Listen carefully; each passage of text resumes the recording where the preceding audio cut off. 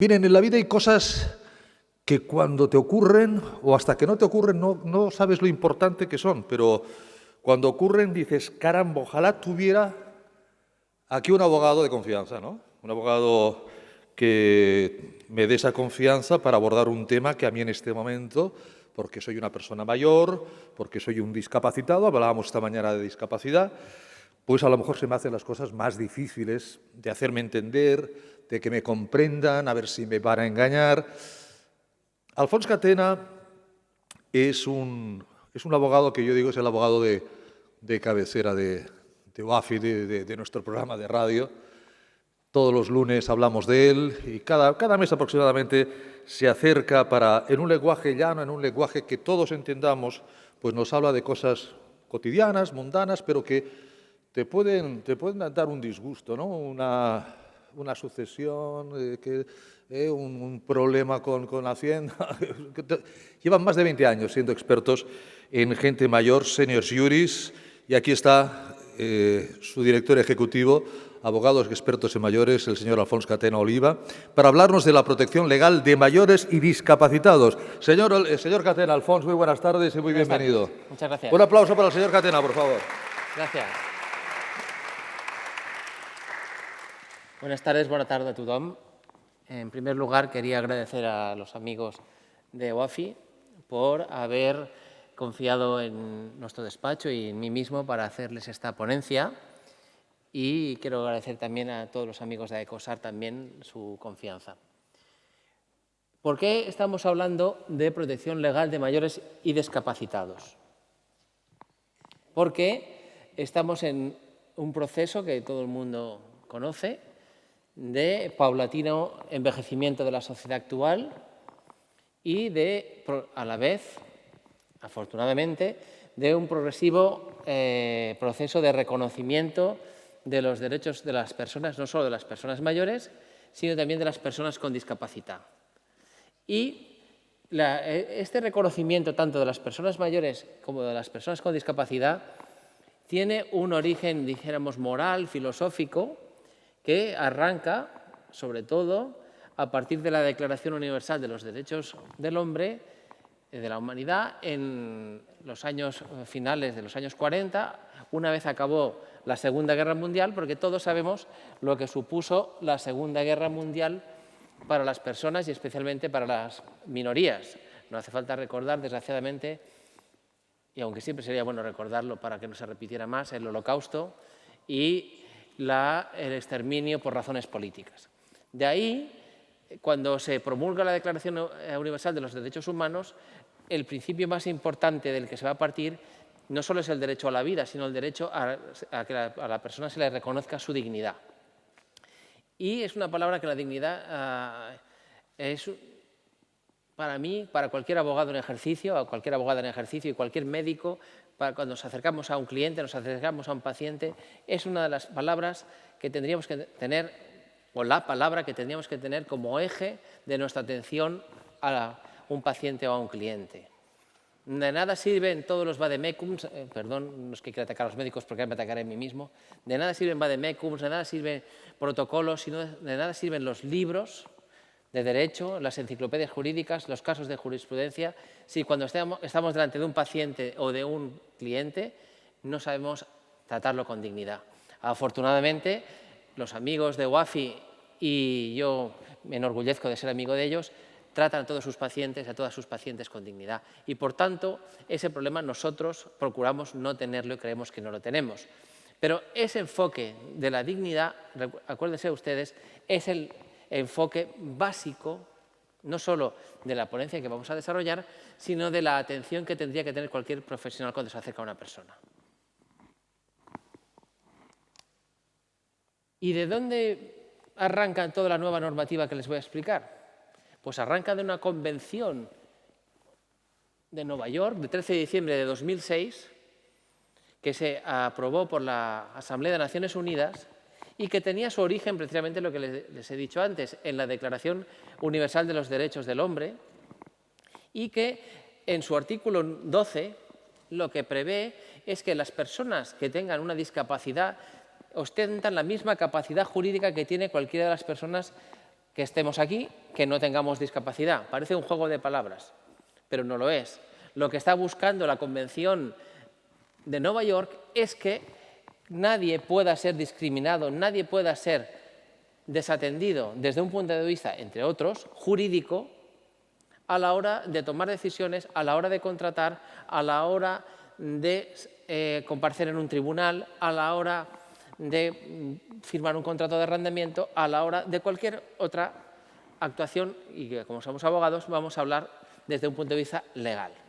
Y esta convención, que ya tiene sus años, había ido siendo aplicada por los tribunales aquí en España, sobre todo por una doctrina que el Tribunal Supremo fue marcando desde el año 2008, que es cuando ya fue ratificada por España y, por tanto, al ser publicada en el Boletín Oficial del Estado, ya formaba parte de la legislación interna de España, decía que desde el año 2008 el Tribunal Supremo ya la iba aplicando, pero no teníamos ley.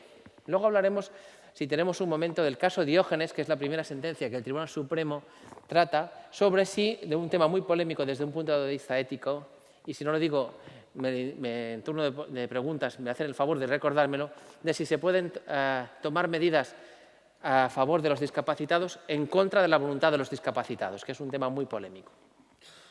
¿Qué decía?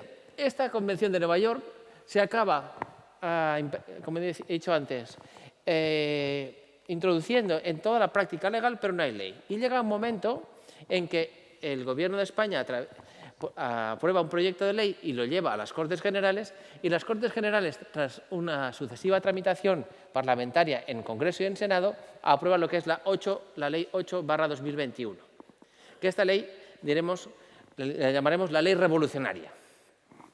A nivel de Cataluña, como por reconocimiento de la propia Constitución y del Estatut de Autonomía, Cataluña tiene competencia en derecho civil propio, reguló, paralelamente a la entrada en vigor de la Ley 8/2021, la normativa catalana mediante un decreto ley que fue el 19/21, para que cuando entraran en vigor las dos normativas no hubiera ningún tipo de vacío normativo, ni a nivel general de España ni a nivel de Cataluña. Aquí, ¿qué es lo más importante? Por eso hablamos de la protección legal. Y vamos a ir hablando un poco salpimentando casos concretos y comentarios, porque la idea es que ustedes se queden con la idea de que la ley les sirve, les protege.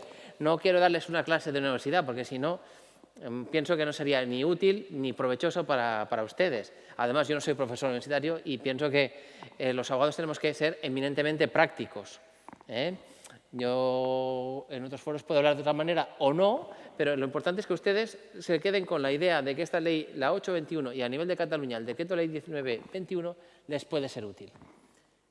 Lo más importante de esta ley, tanto la general de España como la catalana, es que se tiene en cuenta la voluntad, deseos y preferencias del interesado. Yo gráficamente, no sé si ustedes se acordarán, si hicieron historia cuando estaban en los institutos, en la escuela, se hablaba antes de que los movimientos políticos de los reyes ilustrados, de los reyes déspotas, eran todo para el pueblo pero sin el pueblo. Era un despotismo ilustrado que le llamaban, que representa que el rey mandaba pero no hacía caso al pueblo. En el modelo antiguo del trato de las personas mayores con dolencias que implicaban que no tenían capacidad, o de los discapacitados, el modelo le llamaban modelo paternalista, para decirlo de una manera un poco elegante. El modelo que en la práctica funcionaba de manera más o menos bien, porque evitaba muchas discusiones familiares. Decía, ese modelo paternalista suponía que el tutor en su momento sustituía a la persona y la persona dejaba de tomar decisiones. Como hemos dicho alguna vez en alguna otra ponencia, el incapacitado se quedaba fuera de la mesa y se quedaba en una esquina del salón, y el tutor tomaba las decisiones por el incapacitado. En cambio, el modelo nuevo, el que marca la Convención en su artículo 12 y las leyes española y catalana es un modelo de acompañamiento en la toma de decisiones, salvo casos extremos en que una persona tiene una demencia tan avanzada y tan considerable que no es posible que tome decisiones. Entonces, ¿esto qué quiere decir? Que pasamos de un modelo paternalista de sustitución a un modelo de acompañamiento en la toma de decisiones. Eso es lo más importante de entender como idea general de la nueva legislación.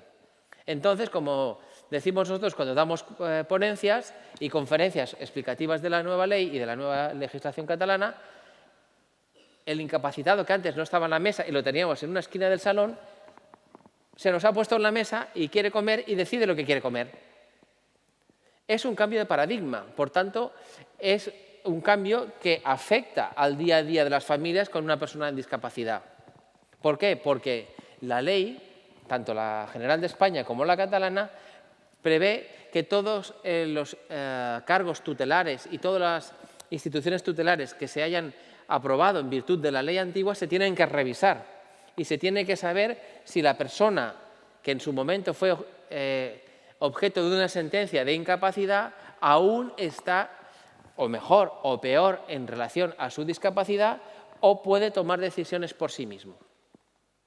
Por tanto, es interesante y muy importante tener en cuenta esa idea. ¿Me van siguiendo?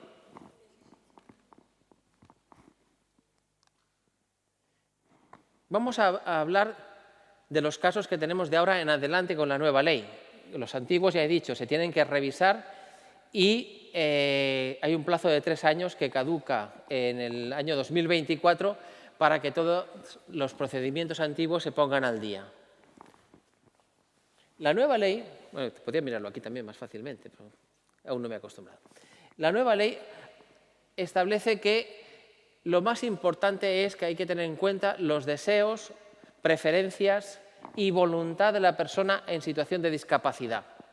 Por tanto, cuando tengamos en la familia, si somos 5 hermanos, uno de ellos o una de ellas tiene, por ejemplo, un síndrome de Down y aún no está incapacitado, lo que la ley querrá es que comparezca ante el notario este hermano nuestro y que también opine y firme y que preste su consentimiento a aceptar la herencia, a vender la casa que hemos heredado del pueblo o a vender el piso que tenemos en la calle Aribao. Por tanto, esta persona tendrá que comparecer. Pero no solo eso, que cualquiera de los que estamos aquí, en previsión de que podamos llegar a estar en una situación de discapacidad, la ley lo que fomenta es que hagamos lo que se llama los poderes preventivos ante notario. Que yo siempre aconsejo que no solo hagan los poderes, sino que antes de hacerlo, que consulten con su abogado de confianza para saber primero a quién hay que darle el poder, con qué facultades hay que darle el poder y qué cautelas teóricamente se le tienen que poner al poder. Lo digo más sencillo. La ley, sí, lo digo, vuelvo a mirar aquí, habla de poderes preventivos o designios preventivas de representante. Pero lo más importante es que se valore muy bien la persona que tiene que tomar esa responsabilidad. Nosotros en el despacho, cuando tenemos una persona que nos pide consejo para dar un poder, lo primero que le preguntamos, ¿cuántos hijos tiene usted? Cuando el problema, ahora es un poco anecdótico, pero es real, el problema nos viene cuando nos dice que solo tiene uno. Y eso es un problema ahora, como que las familias cada vez son más pequeñas. ¿Por qué? Porque te tienes que fiar del uno que tienes. Si hablamos de los hijos, ¿vale? Porque entonces si tenemos 2 o 3, lo que solemos aconsejar es que los poderes se firmen de forma mancomunada. Es decir, que el uno sin el otro no pueden llevar a cabo ninguna operación en nombre del padre o de la madre o de la persona en previsión de discapacidad. Por tanto, un tema que tienen que tener en cuenta es no solo que tienen que hacer el poder notarial, si quieren prever todo esto, para autoprotegerse, sino que tienen que saber muy bien las consecuencias de cada cosa. Normalmente, tenemos que decirlo, la verdad, el notario, como decía un amigo mío, dice, estos son los poderes para arruinarse. ¿Por qué? Porque si no le pones ningún tipo de cautela, la persona que reciba el poder notarial podrá hacer y deshacer. Sí, y de cara a un tercero, ese poder siempre valdrá. Lo digo porque hay muchos casos en la jurisprudencia que una persona dice, no, es que mi hijo me engañó o mi hijo abusó del poder, pero el juez dice siempre por sentencia, si usted le dio un poder, el otro que contrató, que firmó con la persona que tenía los poderes, se tenía que fiar forzosamente porque había una escritura de poder notarial. No vale ahora decir a posteriori que el contrato no valía. Por tanto, lo más importante de la figura del poder preventivo es la persona. Y si hay que ponerle cautelas, o si hay que, para decirle, por ejemplo, yo tengo una casa en la Sardaña o en el Val de Arán y quiero que mi hijo la venda y con el poder, pero le pongo una cautela en el poder que le digo, para poderlo vender tendrá que acompañar el día que vaya a la notaría un informe de un API de la zona que diga que el precio mínimo por el que vende equivale como mínimo al que está vendiendo. Porque, a ver, los casos siempre nos dicen que los abogados somos patológicos. Aquí en un congreso de médicos queda un poco extraño decirlo. ¿Por qué? Porque siempre pensamos en lo peor. Pero nuestra obligación en una ponencia de protección de gente discapacitada y protección legal de mayores es pensar siempre en lo peor, pensando qué soluciones previas podemos tener a nuestro alcance de acuerdo con la normativa, con el Código Civil, y no tener que con el tiempo acudir a un Código Penal por estafa, por alzamiento de bienes o por defraudación. El mejor pleito, y se le dice a un abogado de más de 25 años o 30 ya, porque me voy haciendo mayor, de 30 años de ejercicio en general y 20 dedicado a mayores, es el que no existe. El mejor pleito es el que se previene. Por tanto, la mejor manera de prevenir el pleito es conocer la ley, aplicarla con serenidad, con eficacia y a la persona de confianza. ¿Qué dice la ley también? También podemos decir, como dice aquí, designas preventivas. ¿Esto qué quiere decir? Que llegado el caso, si los jueces tienen que tomar decisiones sobre la toma de apoyos para poder tomar decisiones, y el juez tiene que designarme la persona que me tiene que asistir en mi toma de decisiones, yo puedo dejar dicho ante notario quién de mi entorno prefiero que sea esa persona.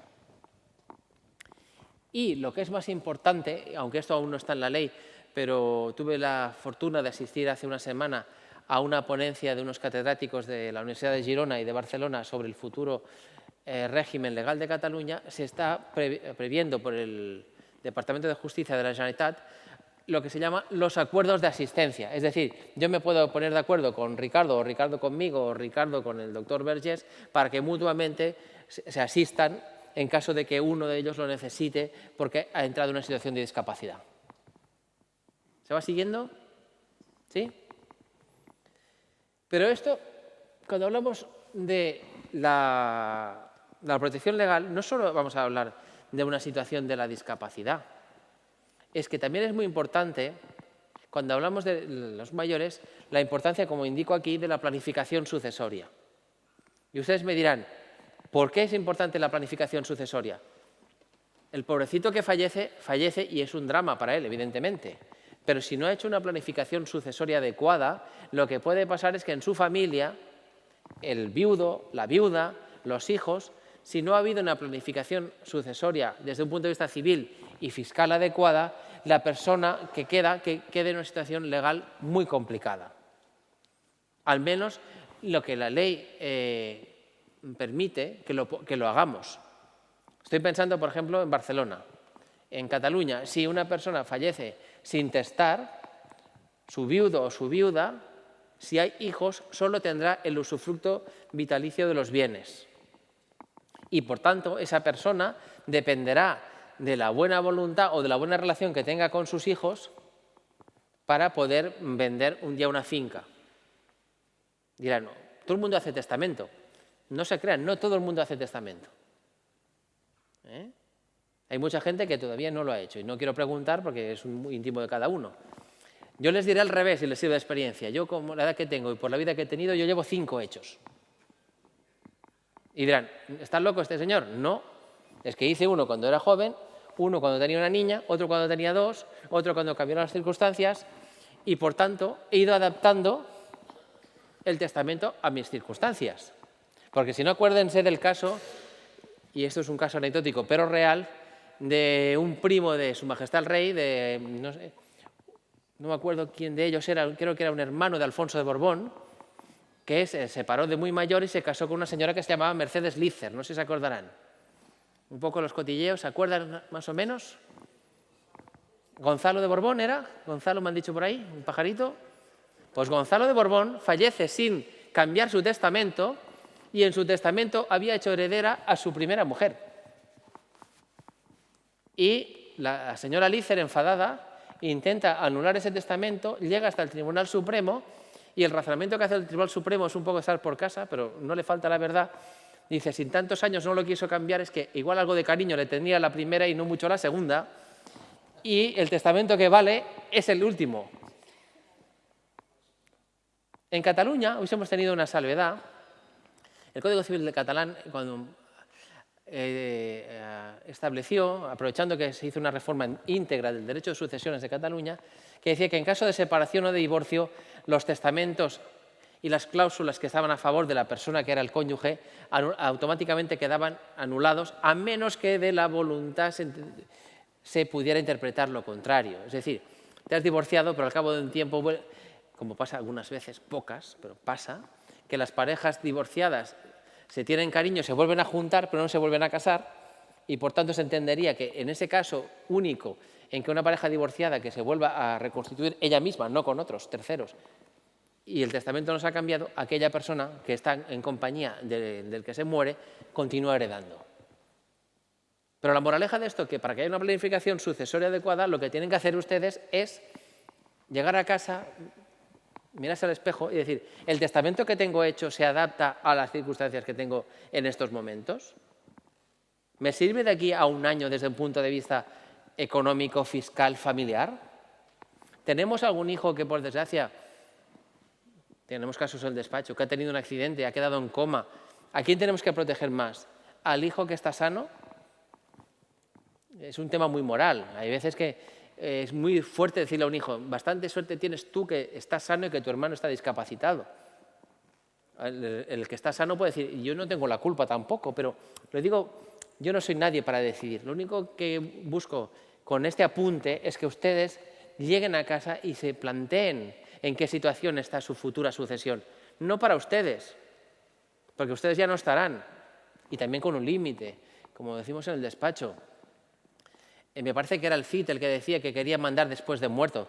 A ver, los testamentos también es bueno que sean relativamente normales. Hay que planificar, pero tampoco llevar a un extremo que el testamento sea totalmente impracticable y que eso le lleve a problemas.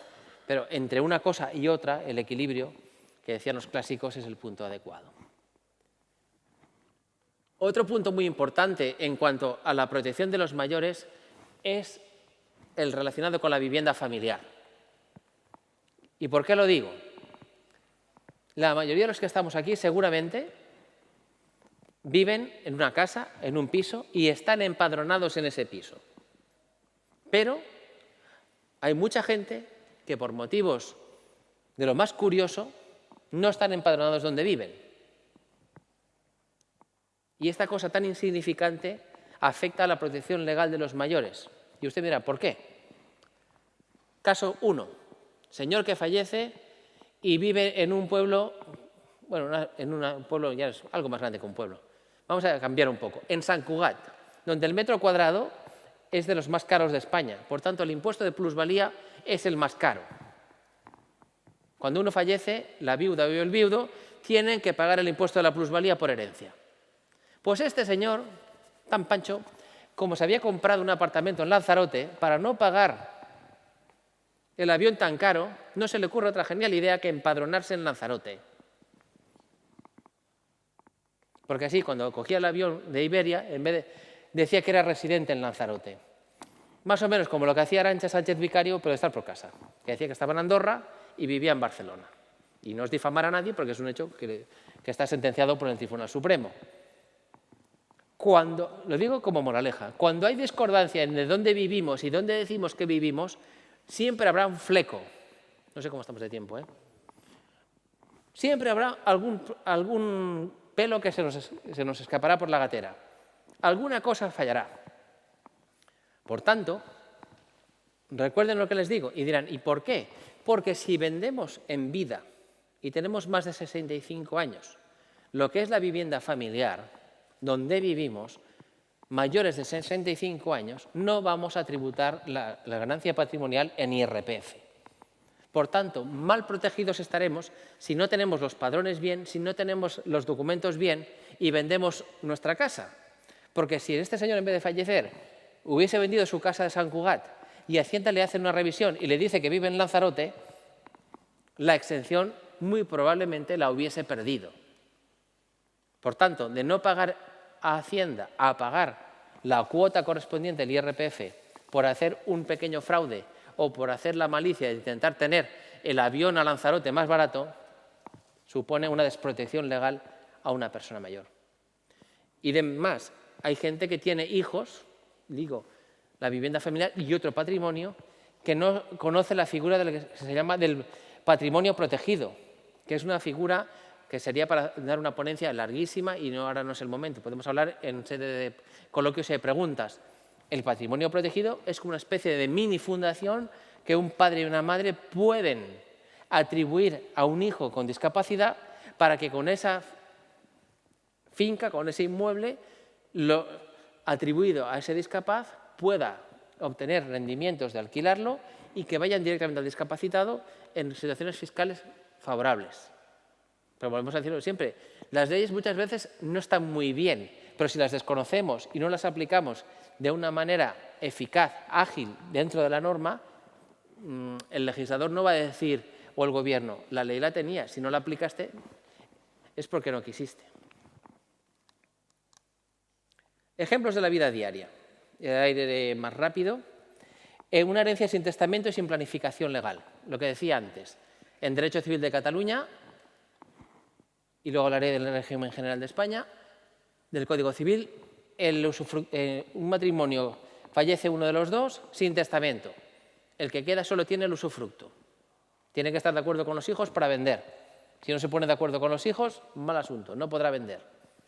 En el régimen general de España, la legítima en Madrid, en Andalucía, en Asturias, es un tercio forzoso a todos los hijos, el segundo tercio a repartir dentro de los hijos a quien queramos y el tercio de mejora, si no hay testamento, el viudo o la viuda solo tendrá el usufructo del tercio. Por tanto, esto sería sin testamento. En Derecho Civil, es que no puedo decir de Código Civil de España porque hay Derecho Civil de sucesiones en el País Vasco, en Navarra, en Aragón, en las Baleares y en Cataluña. Y con una mano ya he dicho 5 ordenamientos civiles diferentes que regulan las sucesiones. Por tanto, es muy importante que cada uno de los que estén aquí o los que nos vean a través de Internet que pidan asesoramiento respecto de su propio derecho civil, que es muy importante, que cada derecho civil lo regula diferente.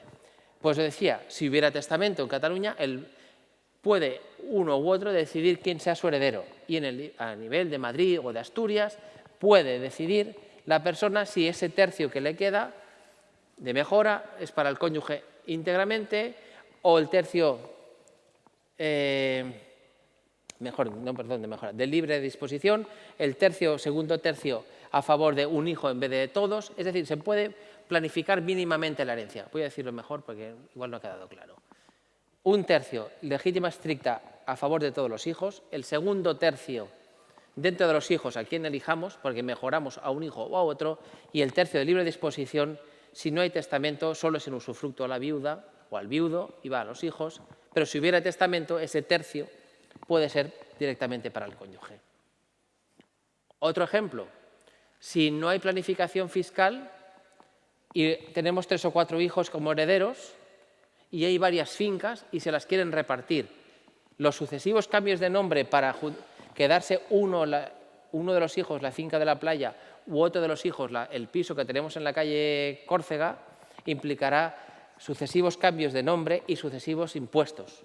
Y por tanto, cuantos más impuestos, ya estoy acabando, gastemos y más gastos tengamos, menos protegemos a los discapacitados y a los mayores, porque menos liquidez tendremos. Es que ese es el problema. Si nos sobrara a todos el dinero, podríamos hacer todas las operaciones desde un punto de vista legal y fiscal fatal. Pero aquí, de los que están aquí, ¿a quién le sobra el dinero? A Ricardo, seguro. ¿No? A nadie le sobra el dinero. El dinero es finito, salvo algunos privilegiados, y a su nivel también será finito, me imagino. Por tanto, lo importante es, para tener una planificación dentro de la familia y una protección, hay que analizar muy bien todas las circunstancias legales y fiscales de la familia para proteger. Por tanto, si queremos, y me parece que me están mirando y ya estoy acabando, quédense con esta idea. Si quieren protegerse como mayores cuando sean mayores, si quieren proteger a sus mujeres o a sus maridos cuando no estén, y si tienen familia con discapacidad, planifiquen legalmente y fiscalmente su situación, para no tener que, en la medida de lo posible, depender de la aplicación de la ley tal cual, que igual les perjudica. Muchas gracias y a su disposición.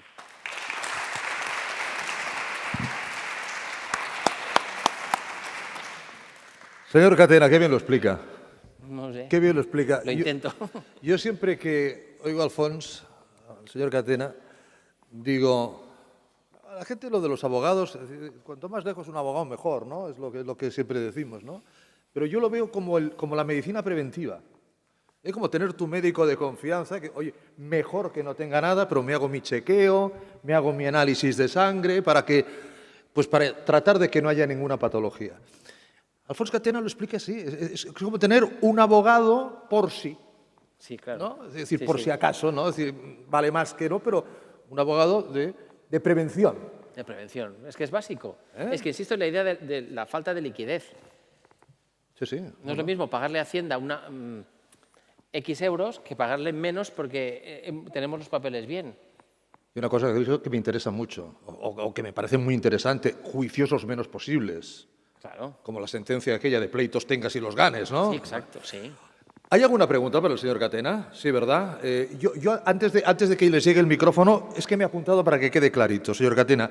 ¿Cuál es la principal diferencia entre el régimen vigente y el anterior, como usted ha dicho antes, sobre la protección legal a mayores y discapacitados? Muy bien. No sé si me oye, ¿sí? ¿Se me oye? Sí. La diferencia más importante es que pasamos de un régimen de sustitución de la persona discapacitada a que la persona discapacitada tiene que ser oída, tiene que firmar y en la medida de lo posible se le tiene que respetar sus voluntades, deseos y preferencias y por tanto no se le puede tener apartada, sino que tiene que comparecer, firmar y ser escuchada y respetada. Eso es lo más importante. Antes, por eso he dicho antes de manera un poco coloquial, era un sistema que era muy eficaz, pero era realmente poco respetuoso con la persona. Se le sustituía, se le ponía apartada y cuando teníamos que firmar y teníamos un hermano en casa que tenía síndrome de Down o tenía una enfermedad grave, el hermano no firmaba porque ya presumíamos todos que sus dolencias le impedían gobernarse por sí mismo, le impedía entender un contrato y no podía firmar. No, ahora la ley nos dice, tráelo para acá, habrá que intentarle convencer de buena fe que lo que estamos haciendo, explicarle lo que implica vender la parte indivisa que le toca a él de la finca de casa y tendrá que venir a firmar. A menos, estamos diciendo que la ley lo contempla así, que no hablo de un síndrome de Down, sino casos gravísimos de demencia o casos gravísimos de, por ejemplo, un accidente, en el caso que tenemos ahora en el despacho, de un coma profundo que será irreversible. Esta persona no puede opinar, solo mueve un párpado. Y por tanto esa persona no puede firmar, desgraciadamente. Si esa persona pudiera volver atrás en el tiempo, seguro que hubiera hecho algún contrato, algún acuerdo. Sí, porque uno de los problemas que tuvimos precisamente es que tenía, y tiene este señor, un hijo joven, Claro. que la situación, desgraciadamente, evidentemente, su padre le ha pasado esto, lo está sufriendo y crea conflicto entre los abuelos, entre los padres del señor y el propio nieto. Bueno, yo no he hecho testamento, todavía. Don Federico, usted dirá. Buenas tardes a todos. Sí, sí. Un poquito bajo, si le podéis subir, Juanjo, un poquito el micrófono. Vale, yo esta mañana he hablado, Gracias. yo soy una persona que vivo con obesidad, ¿vale? Y va un poco la pregunta relacionada y que me aclares porque, bueno, después de comer nos cuesta a todos un poco. Si no estoy equivocado, lo que has hablado es a nivel estatal. No estamos hablando solamente de Cataluña, sino hablamos de todo el país. Federico viene de Madrid, ¿verdad? No, de Santander. Perdón, la diferencia Santander. de la nueva ley con la anterior, o sea, la nueva ley con la anterior ley. En Santander se aplica la 8/21. En toda España se aplica la 8/21, menos en Cataluña, que se aplica el decreto ley 19/21. Vale. Mi pregunta es, con este cambio, ¿vale? Por ejemplo, nosotros tenemos un problema y trabajo con asociaciones de síndrome de Down, precisamente. Hay síndrome de Down, que por su problema de obesidad sería necesario que pasaran por un quirófano, porque su problema de obesidad también tiene problemas de artrosis y de problemas de un cambio de cadera, o de rodilla en este caso. ¿Esa persona, por ejemplo, en Cataluña se podría operar si él dijera sí, me quiero operar? A ver, esta persona, estamos partiendo de la base que no tiene ninguna sentencia de incapacitación, ¿o sí? A ver, en Cataluña, si tuviera esa persona dentro de ese núcleo de confianza de la familia o la propia institución que lo acoge, porque vamos a suponer que no tuviera familia, y tiene un guardador de hecho que puede complementar, es decir, con doble firma, la firma del afectado por el síndrome de Down y de él mismo y de ella misma, para convencer al juez de que se está prestando el consentimiento, porque estamos teniendo en cuenta su voluntad, sus preferencias y deseos, y sus intereses, y por tanto le estamos protegiendo desde una forma asistencial, yo entiendo que sí. Yo creo que es que tenemos muchos problemas con síndrome de Down en toda España, con que no vale que firme su